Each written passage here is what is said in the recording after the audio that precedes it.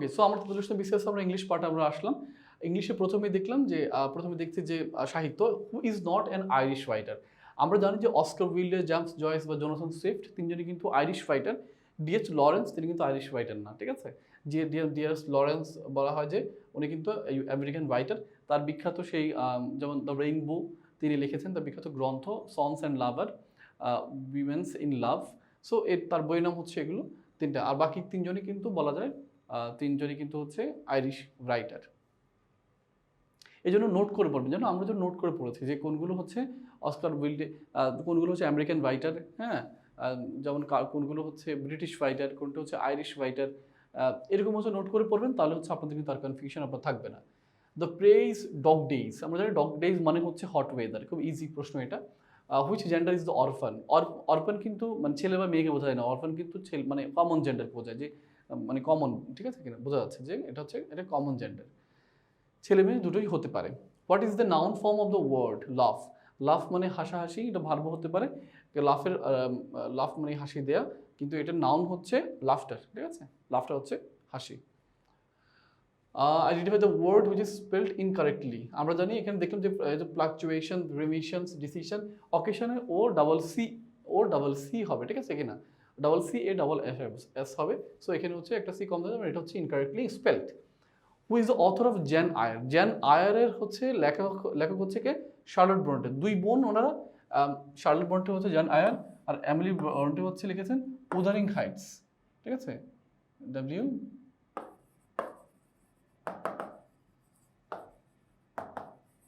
Wuthering Heights লিখেছেন Emily ব্রন্টে, আর Charlotte ব্রন্টে লিখেছেন gen আয়ার। আর এখানে হচ্ছে যেমন জেন অস্টিন, ওনার বিখ্যাত সেই সেন্স অ্যান্ড সেন্সিবিলিটি, এমা বিখ্যাত হচ্ছে ওনার চরিত্র, প্রাইড অ্যান্ড প্রেজুডিস, এই তিনটা বই কিন্তু খুব গুরুত্বপূর্ণ জেন অস্টিনের, Pride and Prejudice, Sense and Sensibility, Emma. আর এখানে যে মেরি শেলির নাম দেখছেন, মেরি শেলি কিন্তু খুব গুরুত্বপূর্ণ। মেরি শেলি কার স্ত্রী জানেন? মেরি শেলি হচ্ছে পিবি শেলির স্ত্রী, বিসি শেলির স্ত্রী। এবং ওনার একটা বিখ্যাত একটা বই আছে, খুবই জনপ্রিয়, ফ্র্যাঙ্কেনস্টাইন।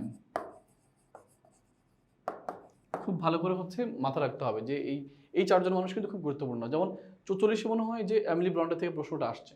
সো এরকম হচ্ছে কোনোভাবে কনফিউশন আপনারা রাখতে পারবেন না। Which of the following novels is not written by an English writer? বলছে যে এই যে এখানে যে তিনজন আছেন, তিনজন বলা হয় যে এই চারজন রাইটার, চারটা বইয়ের নাম দেওয়া আছে। চারটা বইয়ের মধ্যে কোন বইটা একজন ইংলিশ রাইটার লেখেননি? তার মানে অটোমেটিক্যালি আমরা বুঝতে পারছি যে, যেমন একটু আগে যেটা ভুল বলেছি, সরি, যে ডিএস লরেন্সের বাসা আসলে ইউএসএ না, ওনার বাসা হচ্ছে ইংল্যান্ড। যেমন এ প্যাসেজ টু ইন্ডিয়া, এটা লিখেছেন ইএম ফস্টার, ইংল্যান্ড তার বাসা, ব্রিটিশ। এরপরে হচ্ছে আমরা দেখছি যে sons and lover, DS Lawrence, ঠিক আছে, এটা হচ্ছে ব্রিটিশ লেখা। Pride and prejudice, Jane Austen, British. আর 100 ইয়ার্স অফ সলিটিউড, এটা হচ্ছে গাব্রিয়েল গার্সিয়া মার্কেস, ঠিক আছে। 100 ইয়ার্স অফ সলিটিউড লিখেছেন গাব্রিয়েল গার্সিয়া মার্কেস, উনি একদম সাউথ আমেরিকান লেখক, তিনি কিন্তু ব্রিটিশ না, ঠিক আছে। পরবর্তী প্রশ্নে আমরা যাই। A speech full of too many words, এটা হচ্ছে এ ভার্বাস স্পিচ। আমরা এটা আগে 38 বিসিএসে আসছে, সেম প্রশ্ন। নোবডি ট্রাস্ট এ টুইটার, এটার প্যাসিভ ভয়েস কি হবে? দেখেন, আমরা জানি অটোমেটিক্যালি হচ্ছে তখন অবজেক্ট সাবজেক্ট চলে আসে, তার মানে এ টুইটার, ঠিক আছে। যেহেতু প্রেজেন্ট টেন্সে আছে, তার মানে এটা একটা অক্সিলারি ভার্ব আসবে, এ টুইটার ইজ। তারপরে যেহেতু এখানে নোবডি আছে, দেখেন nobody, a Twitter is not, আমি নেগেটিভ দিয়ে দিলাম এখানে, is not trusted, is not trusted by, তখন যেহেতু নোবডি নটটা এখানে দিয়ে দিছি, তার মানে এখানে হবে এনিবডি হবে, ঠিক আছে। কারণ আপনি যদি বলতে, এটা যদি আপনি বলেন যে a Twitter is trusted by nobody, তাহলে কিন্তু অর্থটা মেলে না। এই জন্য তখন ওই যে নোবডি না দিয়ে আপনি অক্সিলারি ভার্বের সাথে নট দিয়ে দিবেন, এবং পরে হচ্ছে এনিবডি দিবেন। A Twitter is not trusted by anybody, এটাই হচ্ছে এক্সাক্ট ভয়েস। পরের প্রশ্ন আমরা দেখি, who wrote the world the way of the world? আমরা জানি ওয়ে অফ দ্য ওয়ার্ল্ড বিখ্যাত এই বই, বিখ্যাত এই লেখা লিখেছেন উইলিয়াম কংগ্রিভ, ঠিক আছে। দেন ব্যান জনসন এখানে আছেন, ব্যান জনসন হচ্ছে বলফরি লিখেছেন, Ben Johnson every man in his humour, out of his humour. এখানে উইলিয়াম শেক্সপিয়ার আছেন। আপনি ইংরেজি সাহিত্যে যখন ভালো করে পড়বেন, তখন অটোমেটিক্যালি কিন্তু আপনি মাথায় রাখবেন যে আসলে কোনগুলো ইম্পর্টেন্টগুলো যাতে করে আপনি অটোমেটিক্যালি পড়তে পারেন, লিখতে পারেন। নোট করে নেবেন। ইংরেজি সাহিত্য কিন্তু ইজি, ইংরেজি সাহিত্য কিন্তু বারবার কমন আসে, সেক্ষেত্রে হচ্ছে অবশ্যই আপনাকে ভালো করে পড়তে হবে। A herd of cattle is passing, দেখেন a herd of cattle, a herd মানে বলছে যে এই হার্ডটা, আন্ডারলাইন ওয়ার্ডটা কি, এ হার্ড, হার্ড মানে হচ্ছে পাল, মানে এ হার্ড অফ ক্যাটেল মানে গবাদি পশু একটি হচ্ছে পাল কি করছে, যাচ্ছে, তার মানে অটোমেটিক্যালি এটা একটা কালেকটিভ নাউন, ঠিক না? একজন, এটা একটা কালেকটিভ নাউন, অনেকগুলো হচ্ছে একসাথে পালকে বোঝাচ্ছে, তার মানে এটা হচ্ছে একটা কালেকটিভ নাউন। পরের প্রশ্ন আমরা যাই, what is the antonym for the word deformation? Deformation মানে ভেঙে ফেলা, মানে একদম টুকটুক করে ফেলা, ডিফরমেশন। তার মানে এর অ্যান্টোনিম মানে যেটা হচ্ছে একসাথে করে ফেলা। ডিস্টর্শন মানে হচ্ছে না, তবে এখানে আপনি দেখেন ডিসফিগারমেন্ট, এটা হচ্ছে না, বাদ দিয়ে যাচ্ছে, কন্ট্রামিনেশন বাদ দিয়ে যাচ্ছে। হোলনেস মানে পুরোটা একসাথে, তার মানে এটাই হচ্ছে antonym.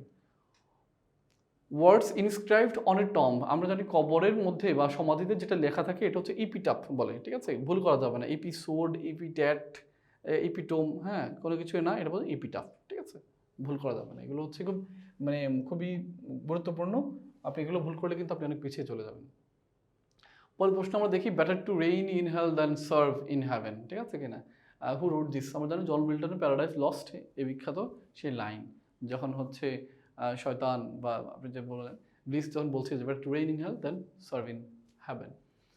Who is not a modern period, modern poet? এখানে W B. Yeats, W H. Auden, T S. Eliot, আমরা তিনজনের নাম দেখছি। আর জন কিটস, আমরা জানি উনি হচ্ছেন রোমান্টিক পিরিয়ড, রোমান্টিক কবি, রোমান্টিক পিরিয়ডের পয়েট, সো অটোমেটিক্যালি বোঝা যাচ্ছে যে উনি হচ্ছে মডার্ন পিরিয়ডের কবি না, ঠিক আছে? যেমন এই চারজনে কিন্তু যে গুরুত্ব, আপনার কাজ হচ্ছে চারজনে, যেহেতু চারজনের অপশানে যেহেতু এসেছে বিসিএস এ, তার মানে এই চারজনের গুরুত্বপূর্ণ যে বইগুলো আছে এগুলো হচ্ছে আপনাকে নোট ডাউন করতে হবে।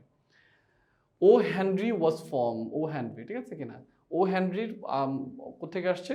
ও হেনরি হচ্ছে আমেরিকান একজন পয়েট, সো আমেরিকান, ওনার ও হেনরি বলা যায় বিখ্যাত, ওনার শর্ট স্টোরিগুলো আছে, সেই শর্ট স্টোরিগুলো কী কী? ও হেনরি হচ্ছে যেমন বলা হয় যে ও হেনরির শর্ট স্টোরিগুলো হচ্ছে সবগুলো হচ্ছে নোট ডাউন করতে হবে, কারণ এগুলো প্রায় আসে। পরবর্তী প্রশ্ন আমরা দেখি যে where is the setting of the play Hamlet? Hamlet কোন শহর কেন্দ্র করে হয়েছে, কোন দেশকে? হ্যামলেট হয়েছে হচ্ছে ডেনমার্কে। আবার ম্যাকবেথ কোত্থেকে হচ্ছে? যেমন এর প্রশ্ন কিন্তু আসছে যে ম্যাকবেথ কোন শহর কেন্দ্র করে হয়েছে? ম্যাকবেথ হচ্ছে ইংল্যান্ডকে। তার মানে এরকম হ্যামলেট, ম্যাকবেথ এবং এরকম যতগুলো আছে এগুলো হচ্ছে আপনাকে শেক্সপিয়ার, এগুলো খুব গুরুত্বপূর্ণ, এগুলো নোট ডাউন করতে হবে, ঠিক আছে? What is the adjective form of the word people? পিপলের অ্যাডজেক্টিভ হচ্ছে পপুলাস, পিপল অ্যাডজেক্টিভ হচ্ছে পপুলাস, জনাকীর্ণ, ঠিক আছে? ও ইউএস থেকে অটোমেটিক আমরা জানি এটা adjective. He contemplated marrying his cousin, এখন বলা হচ্ছে যে ম্যারিংটা কি? এখন দেখেন এখানে হচ্ছে মেইন ভার্ব হচ্ছে কন্টেম্পলেটেড, এখন মেইন ভার্বের পরে যখন আরেকটা ভার্ব আসে, ভার্বের সাথে আই যুক্ত হয় তখন অটোমেটিক্যালি এটা একটা জিরান্ড, ঠিক আছে? এখন আবার যদি এটা এমন হয়, ধরেন a marrying women, marrying women is crying, ধরেন ইজ ক্রাইং সামথিং এরকম, বা ইজ লাফিং, এটা তাহলে ম্যারিংটা কি? এটা কি জিরান হবে? এটা তখন জিরান হবে না, বারবার বলেছে, কারণ এই যে পরে একটা নাউন আছে এবং এর একটা ডিটারমিনার আছে, এর মধ্যখানে যাই বসুক এখানে এটা একটা অ্যাডজেক্টিভ বা এটা একটা পার্টিসিপল হবে, ঠিক আছে? সো এই পার্টিসিপল, এটা হচ্ছে পার্টিসিপল, সেম ওয়ার্ড কিন্তু এক জায়গায় পার্টিসিপল, এক জায়গায় হচ্ছে জিরান হিসেবে ব্যবহৃত হয়েছে, আর যেটা জিরান এটাই হচ্ছে একটা নাউন। পরবর্তী প্রশ্ন আমরা দেখি যে No Second Troy, no second ট্রয়টা কি?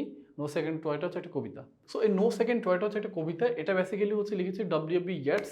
যেমন ডব্লিউ.বি. ইয়েটসের আরও কিছু গুরুত্বপূর্ণ কবিতা আছে, যেমন জার্নি টু দ্য বাইজেন্টাইন্স, পরে হচ্ছে এখানে যেমন ওনার আরও গুরুত্বপূর্ণ একটা কবিতা হচ্ছে প্রেয়ার্স ফর মাই ডটার। তো এরকম যেমন ডব্লিউ.বি. ইয়েটসের আরও যে গুরুত্বপূর্ণ কিছু কবিতা আছে ওগুলো কিন্তু আপনাকে নোট করতে হবে, কারণ দেখেন চলে আসছে অটোমেটিক নো সেকেন্ড ট্রয় কার লেখা। পরের প্রশ্ন আমরা দেখি দ্য ওয়ার্ড জেনুফ্ল্যাক্ট, জেনুফ্ল্যাক্ট মিনস হচ্ছে কি?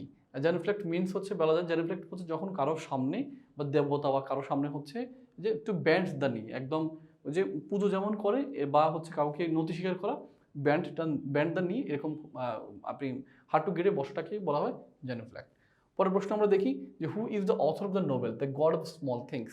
আমরা জানি গড অফ স্মল থিংস হচ্ছে অরুন্ধতী রায়, বিখ্যাত বলা যায় যে বামপন্থী বা ভারতের বামপন্থী রাজনীতিতে উনি অনেক জনপ্রিয়, তো ওনার লেখা হচ্ছে অরুন্ধতী রায় লিখেছেন the god of small things.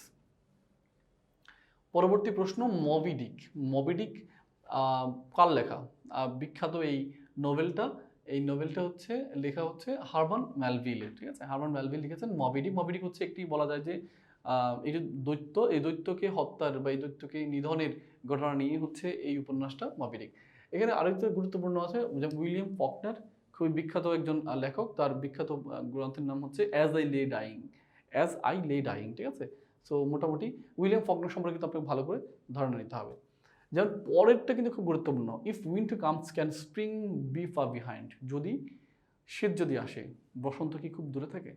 তার মানে যেমন সবাই জানে যে পিবি শেলি লেখা, এখন প্রশ্ন এটা না, প্রশ্নটা হচ্ছে আপনার এখানে PB Shelley, Lord Byron, ST Coleridge, William Blake. William Blake একই সাথে একজন হচ্ছে পেইন্টার এবং একজন লেখক। এখন আপনার কাজ হচ্ছে এই এদের সম্পর্কে, মানে অপশানে যাদের নাম থাকে না, এদের সম্পর্কে খুব ভালো করে পড়তে হবে। আপনি যদি লর্ড বায়রন সম্পর্কে আপনি না জানেন, তাহলে তো লস পয়েন্ট অফ বলা যায় যে হচ্ছে, সবাই বলে যে যেমন লর্ড বায়রনকে বলা হয় বিদ্রোহী কবি, রেবেল পয়েন্ট, ঠিক আছে? তো আইসিকোলজি সম্পর্কে আপনি যদি না জানেন তাহলে আপনি বিপদে পড়ে যাবেন, ঠিক না? সো মোটামুটি হচ্ছে এগুলো নোট করতে হবে আপনাকে।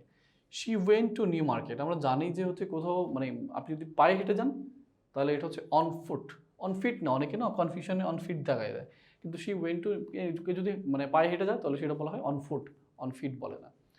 পরবর্তী প্রশ্ন দেখি, বার্ডস ফ্লাই মানে পাখিরা আকাশে কীভাবে ওড়ে বলেন তো? স্বাধীনভাবে। তাহলে অ্যাট লার্জ মানে হচ্ছে স্বাধীন, এর ফ্রেজের অর্থ হচ্ছে স্বাধীনভাবে। Birds fly at large in the sky. পরের প্রশ্ন আমরা দেখি যে who is poet of the poem Ozymandias. যেমন আমরা যখন পড়েছি ইন্টারে, এইচসিতে কবিতাটা ছিল যে আই স এ ট্রাভেলার, হ্যাঁ, on in an antique land, এরকম।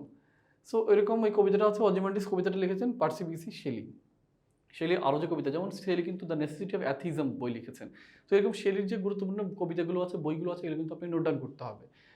উইলিয়াম ওরসুথ এবং এস টি কলরিজ তাদের একসাথে যুগ্মভাবে যে পাবলিশ দ্য লিরিক্যাল ব্যালাড 1798 সালে, ওই বই লেখার মাধ্যমেই কিন্তু বলা যায় রোমান্টিক পিরিয়ড শুরু হয়েছে।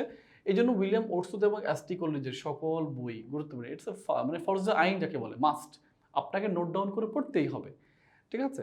এখানে জন কিটস আছে, জন কিটস বলা খুব গুরুত্বপূর্ণ। মানে আপনি যদি এই 4 জন লেখকের কোনো কিছু মিস করে আপনি পরীক্ষার হলে যান, বুঝতে হবে আপনি আপনার প্রিপারেশন অনেক পিছিয়ে আছেন। এখনই বসে 4 জন সম্পর্কে নোট ডাউন করেন খুব ভালোভাবে, কিচ্ছু যাতে মিস না হয়। পরবর্তী প্রশ্ন আসে, the most famous romantic poet of English literature. Romantic পোয়েটের সবচেয়ে জনপ্রিয় হচ্ছে উইলিয়াম ওরসুথ।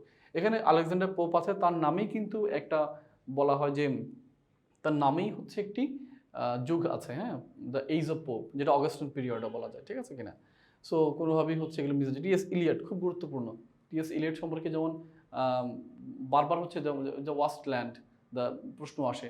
তারপরে দ্য লাভ সং অফ ডব্লিউ.বি.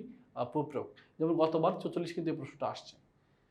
পরের প্রশ্ন আমরা যাই, identify the correct synonym for the word magnanimous, মানে উদার। উদার মানে সিনোনিম, তার মানে জেনারাস, দেখে বোঝা যাচ্ছে, ইজি কোশ্চেন এটা। Choose the right form of the word, it is high time we act. আমরা জানি it is time, it is high টাইমের পরে যখন কোনো ভার্ব থাকে, এই ভার্বের পাস্ট ফর্ম হয়, ভার্বের টু হয়, তখন অ্যাক্ট হবে, অ্যাক্টেড হবে। অনেকে ভাবে না যে উই শুড কুড, এটা হবে না। It is time, it is high time হলে এটাই উপযুক্ত সময়, এটাই ভালো সময়, তখন এটা ভার্বটা পাস্ট টেন্স হয়। পরের প্রশ্ন আমরা দেখি যে ওয়াজ both a poet and a painter. এটা যেটা বললাম যে উইলিয়াম ব্লেক একজন পেইন্টার এবং একজন পয়েট, ঠিক আছে? সো এই যে জন ডান, এখানে হচ্ছে পয়েট অফ লাভ, যে বিখ্যাত সেই লাইন যে hold my tongue and let me লাভ, বিখ্যাত সেই উক্তি লেখক। Identify the correct sentence, the girl burst into tears burst out. এখানে যখনই কান্নার কথা, যেহেতু 4টা অপশনে কান্না আছে, বার্স্ট ইন্টু টিয়ার্স এটা হচ্ছে কান্না, আর বার্স্ট আউট লাফিং, বার্স্টের পর যখন আউট হয় তখন এটা হাসাহাসি হয়। বার্স্ট আউট খুব চিৎকার করে হাসাহাসি করা, ঠিক আছে, দম পাটিয়ে হাসাহাসি যাকে বলে। বার্স্ট আউট লাফিং, বার্স্ট ইন্টু টিয়ার্স। সো এটা হচ্ছে অটোমেটিক, এটা হচ্ছে একটা মানে বলা যায় যে কমন একটা জায়গা, ঠিক আছে কিনা, মানে একদম অ্যাপ্রোপ্রিয়েট প্রিপোজিশন যাকে বলে, burst into tears, burst out লাফিং। The phrase sine die, sine die মানে হচ্ছে অনিশ্চিত, আনসার্টেন, যে কি হবে না হবে জানি না, মাইন্স হচ্ছে সাইন ডাই মানে হচ্ছে আনসার্টেন। 169 হচ্ছে what kind of play Julius Caesar. আমরা জানি জুলিয়াস সিজার মানে হচ্ছে হিস্টোরিক্যাল একটা নাটক, এখানে রোমান্টিক বা কমেডি না। জুলিয়াস সিজার হচ্ছে এটা ঐতিহাসিক একটি নাটক, যা লিখেছেন হচ্ছে William Shakespeare. 170 do you have any money, যেমন বলা হয় যে তুমি তোমার, do you have any money on you, মানে হচ্ছে তোমার কোনো কর্জ আছে কিনা, মানে তোমার কাছে কোনো টাকা পয়সা, মানে তোমার কোনো ধার, মানে কর্জ বলতে এখানে ধরেন যে ধরা যায় যে এরকম যে কোনো আমি কোনো কারোর কাছ থেকে ধার নিয়েছি কিনা, এরকম ঋণগ্রস্ত কিনা, do you have any money on you, তখন হচ্ছে সেই অর্থে অন ব্যবহৃত হয়। সো এটা হচ্ছে আমাদের ইংলিশ পার্ট। মোটামুটি বলা যায় যে হচ্ছে ইংরেজি কিন্তু খুব বেশি কঠিন আসেনি। ইংরেজি সাহিত্য বারবার বলছি ইংরেজি কিন্তু প্রি পাস করার ক্ষেত্রে খুবই গুরুত্বপূর্ণ। সেক্ষেত্রে হচ্ছে ইংলিশ কোনোভাবেই হচ্ছে আপনি ফাঁকি দিবেন না, নোট করে ফেলুন। আর হচ্ছে একটু মাঝে মাঝে এই যে যখন অ্যাফার্মেটিভ প্রিপোজিশন বা হচ্ছে সিরিয়াল ম্যাটারি মাসে ভালো করে পড়ুন, আপনি ভালো করবেন।